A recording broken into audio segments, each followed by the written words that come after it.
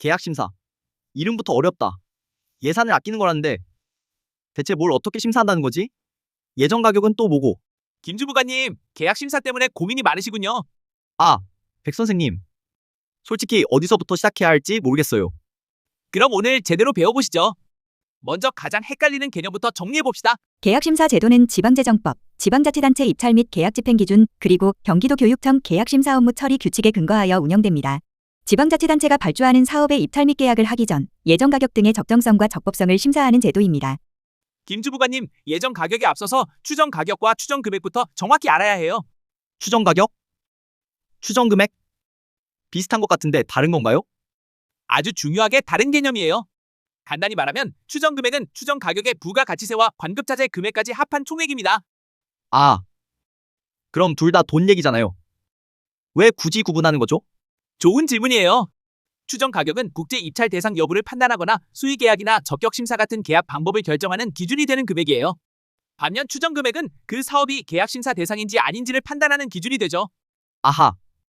그럼 우리 크롬북 사업은? 물품에 해당하고 추정 금액이 2천만 원 이상이라 심사 대상인 거죠. 만약 추정 금액이 2천만 원 미만이었다면 심사 대상이 아니라서 바로 계약을 진행했을 거예요. 자, 여기서 퀴즈 하나. 만약 추정 가격 1억 8천만 원짜리 전문공사가 있다면 이건 계약 심사 대상일까요? 아닐까요? 1억 8천에 부가세 10%면 1억 9,800만 원? 3억 원이 안 되네요.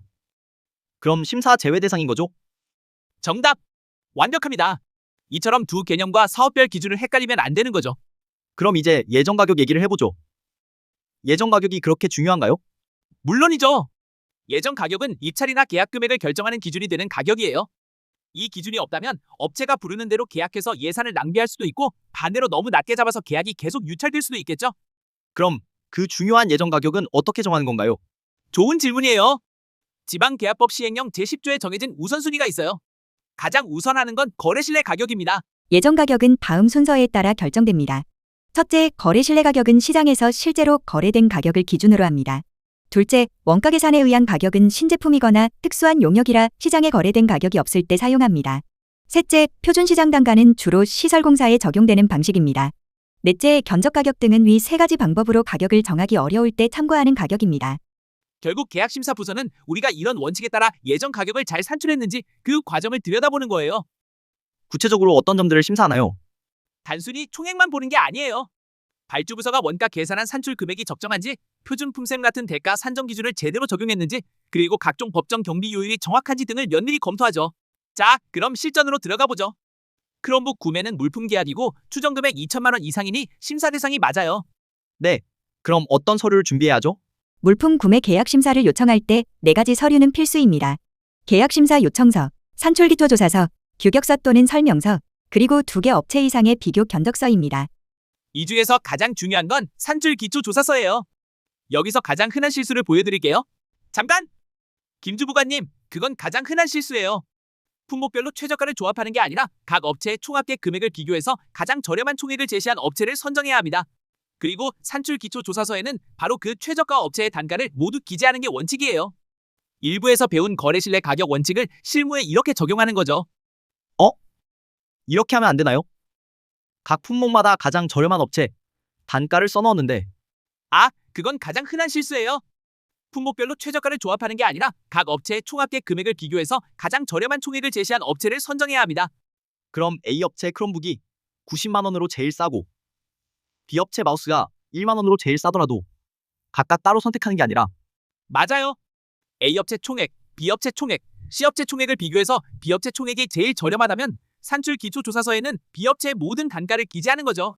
이게 일부에서 배운 거래실내 가격 원칙을 실무에 적용하는 방법이에요. 백 선생님, 저희 옆 학교는 도서관 가구를 맞춤 제작했다던데 그것도 이런 식으로 견적 비교만 하면 되나요?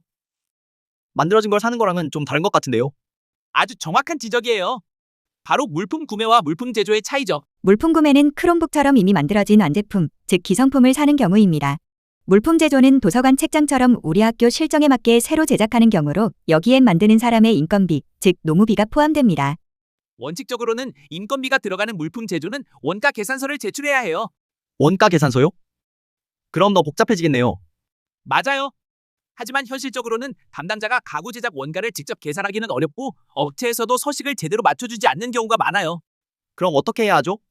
그래서 실무적으로는 가구 같은 제조 물품이라도 가구당 단가로 견적서를 2군데 이상 받아서 물품 구매 방식처럼 산출 기초 조사서로 작성해서 심사를 요청하면 됩니다.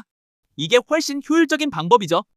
아, 그럼 결국 구매와 제조 모두 견적서 비교가 핵심이군요. 정확해요. 다만 제조 물품은 단순히 재료비만이 아니라 인건비도 포함된 제작비라는 걸 염두에 두시면 됩니다. 물품 계약은 이제 조금 감이 오는 것 같아요.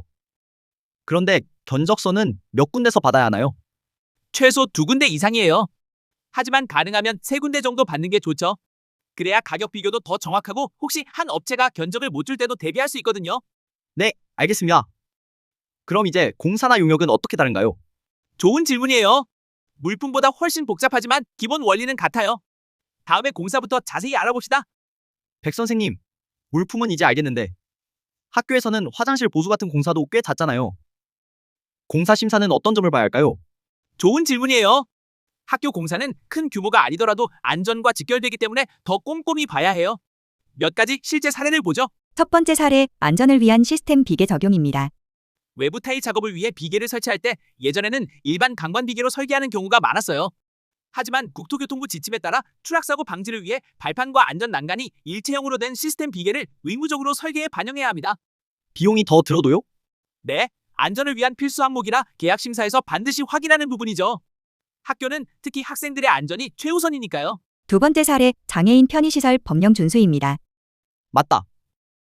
저희가 신축 건물에 점자블록을 설치할 때 그냥 붙이는 접착형으로 설계했더니 심사에서 매립형으로 수정하라는 의견을 받은 적이 있어요. 정확해요. 장애인 등편의 증진법 시행규칙에 따라 건축물의 구조상 불가능한 경우가 아니면 점자블록은 매립식으로 설치하는 것이 원칙입니다. 계약 심사는 이렇게 관련 법령을 제대로 준수했는지도 중요한 검토사항이에요.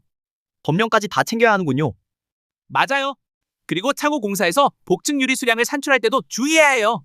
창문 전체 면적으로 계산하는 실수가 종종 있거든요. 어떻게 계산해야 하나요? 정확한 수량은 창호 전체 면적에서 창틀이 차지하는 면적은 빼고 유리가 끼워지는 홈 깊이까지 고려해서 정미 면적을 산출해야 합니다. 작은 차이 같지만 창문이 많은 학교 건물에서는 꽤 큰 예산 절감으로 이어지죠. 공사는 정말 고려할 게 많네요. 맞아요. 하지만 크게 4가지만 기억하시면 돼요. 첫째, 안전 관련 법령 준수. 둘째, 장애인 편의 시설 관련 법령 준수. 셋째, 정확한 물량 산출. 넷째, 표준 품셈 적용의 적정성이에요. 표준 품셈이요?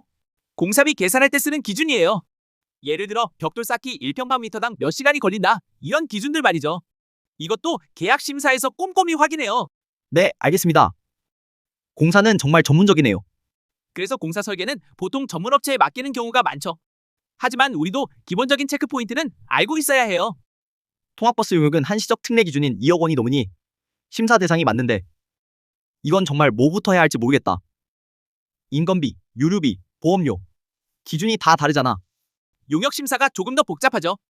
일부에서 배운 원가 계산 방식을 본격적으로 활용해야 하거든요. 용역은 정말 복잡해 보이네요. 2억 1천만 원이면 심사 대상이죠. 맞습니다. 용역은 한시적 특례로 2억 원 이상이 심사 대상이에요. 통학버스를 예로 들어 핵심 항목을 짚어볼게요. 가장 큰 비중을 차지하는 인건비부터 봅시다. 주먹구구식으로 정하면 안 돼요. 그럼 어떻게 계산하죠? 그냥 최저시급으로 계산하면 안 되나요? 안 됩니다. 운전원은 외부 특수 차운전원, 승차 도우미는 단순 노무 종사원과 같이 중소기업 중앙회에서 공표하는 제조부문 시중노인 단가를 정확히 적용해야 합니다. 그런 기준이 따로 있군요. 어디서 확인할 수 있나요? 중소기업 중앙회 홈페이지에서 확인할 수 있어요. 매년 업데이트되니까 최신 자료를 꼭 확인해야 하고요. 다음으로 유류비는 한국석유공사 오피넷 사이트에서 우리 지역, 경기도의 주간 평균 경유 가격을 조회하고 부가가치세를 제외한 금액을 적용해야 합니다. 부가세도 빼야 하는군요. 네, 원가 계산에서는 순수한 연료비만 반영하거든요. 그럼 보험료는 어떻게 하죠? 작년 자료를 참고하면 될까요? 절대 안 됩니다. 산재보험, 건강보험 등 각종 보험료는 반드시 계약이 이루어지는 해당 연도의 최신 요율을 적용해야 해요. 요율은 매년 고시되니 고용노동부나 국민건강보험공단 등 관계기관의 최신 고시 자료를 꼭 확인해야 합니다. 정말 근거가 명확해야 하는군요. 그럼 이 기준대로만 계산하면 금액이 딱 고정되나요? 아니요, 여기서 또 하나의 포인트가 있어요. 복리후생비나 상여금 같은 항목은 우리 학교 예산 범위 내에서 조정이 가능해요. 조정이요? 예를 들어 상여금은 기본급의 연 400%를 초과할 수 없는데 원가 계산 총액이 예산을 초과할 것 같으면 300%나 200%로 조정할 수 있다는 뜻이죠. 그럼 예산에 맞게 탄력적으로 운영할 수 있는 거네요. 맞아요.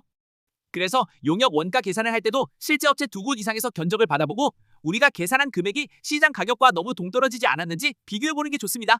백 선생님, 그럼 이제 계약 심사에 대해 거의 다 배운 것 같은데 혹시 심사를 안 받아도 되는 사업도 있나요? 물론이죠.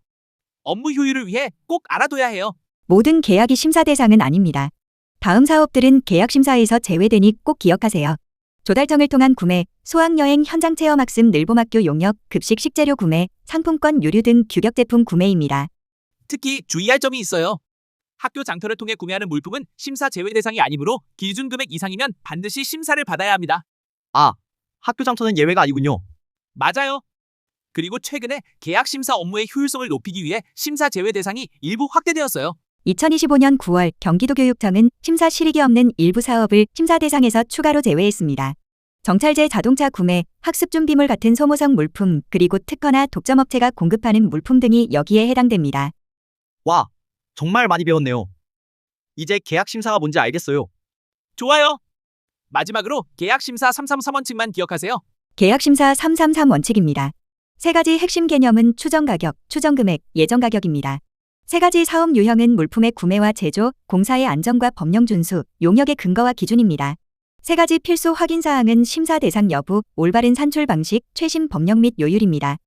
오늘 배운 내용이 계약 심사 업무의 전부는 아니지만 가장 중요한 뼈대는 모두 담겨 있어요. 정말 감사합니다. 더 자세한 내용은 경기도 교육청 홈페이지 계약 심사 업무 자료실에 계약 심사 업무 처리 규칙과 사례집을 참고하시면 실무에 정말 큰 도움이 될 겁니다. 백 선생님, 오늘 정말 많이 배웠어요. 이제 크롬북 계약 심사 신청서 작성할 수 있을 것 같아요. 여러분도 오늘 김주무관님과 함께 계약 심사의 기본을 배우셨죠? 복잡해 보이지만 원리만 알면 어렵지 않아요. 맞아요. 333 원칙만 기억하면 되니까요. 계약 심사는 우리의 소중한 교육 예산을 지키는 첫 번째 관문입니다.